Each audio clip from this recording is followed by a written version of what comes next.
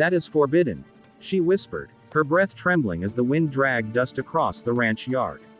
The rancher froze. His hand tightened around the reins, knuckles white, because he knew exactly what she meant. Her eyes were locked on the old barn, the one everyone avoided, the one his father had sworn would never be opened again. The sun burned low, casting long shadows that looked like graves stretching across the land. He remembered the night. Firelight, shouting, a promise made in blood. The town had buried the truth beneath silence, but silence never stayed buried. Her whisper cracked something inside him. He could hear his father's voice, rough and commanding. Some things cost more than land. She took a step closer, fear and courage warring on her face. They're asking questions, she said. The rancher swallowed. Questions were dangerous. Answers were deadly. He looked toward the road leading into town, already sensing the shift in the air. Secrets had weight, and tonight, the weight was pulling everything toward collapse. He rode into town at dusk, boots heavy, jaw set. The saloon fell quiet the moment he stepped inside. Every man there knew his name, his land, and the story they pretended not to remember. Glasses paused midair. Cards lay forgotten on the table. He felt their eyes on his back like gun barrels. The sheriff stood near the bar, fingers resting too casually near his holster. Heard some talk, the sheriff said, voice smooth but sharp underneath. The rancher didn't answer. He remembered burying something deeper than a body, burying a truth that would ruin families, names, futures. Outside, the church bell rang, slow and hollow. A warning. Or a countdown. A drunk laughed too loudly, breaking the tension, but it didn't hold.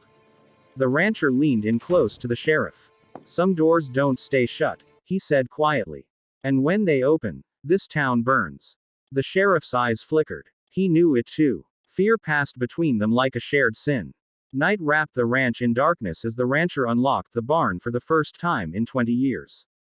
The door creaked open, screaming against the silence.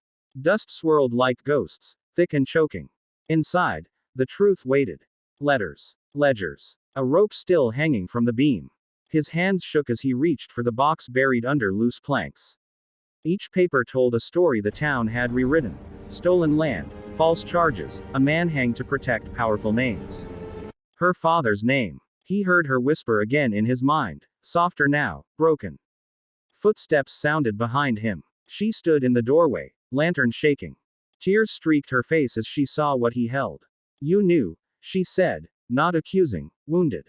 He nodded once. I was told to forget, he replied. But forgetting doesn't mean innocent. The lantern light revealed everything. Lies don't survive light. By morning, the town gathered.